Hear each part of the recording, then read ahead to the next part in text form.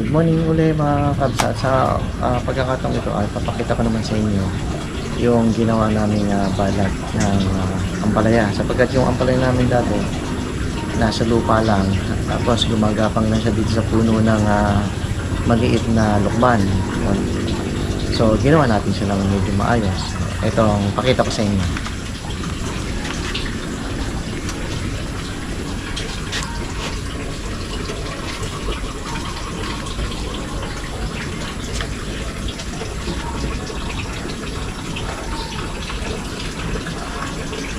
Ayan, may bunga na rin siya. So yan, dyan na rin lumaki nung ilipat natin.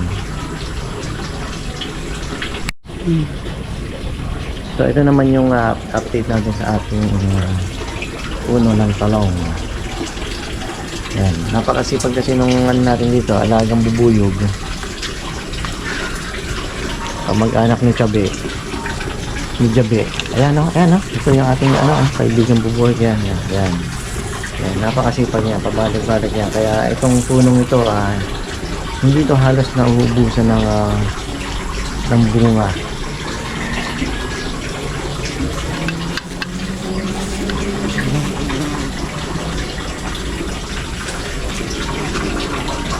Okay, dito naman tayo sa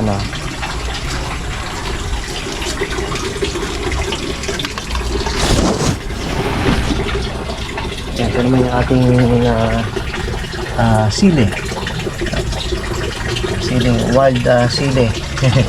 Ito yung tumutubo lang kung saan. So at sinalagaan na natin nung tumubo dito, kasi parang bagay pa rin naman siya. Pwede nga sa una ng talbos tsaka ng bunga.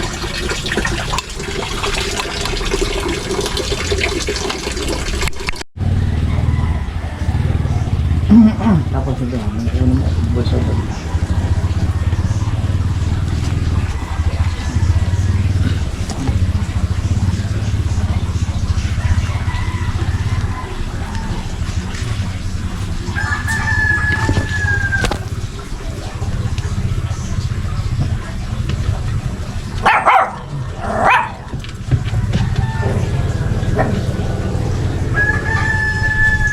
Okay.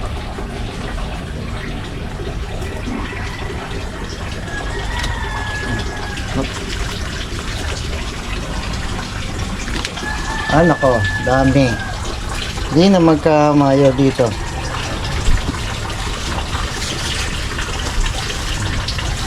Ito siya. Malaki na to. So sana hindi mahulog.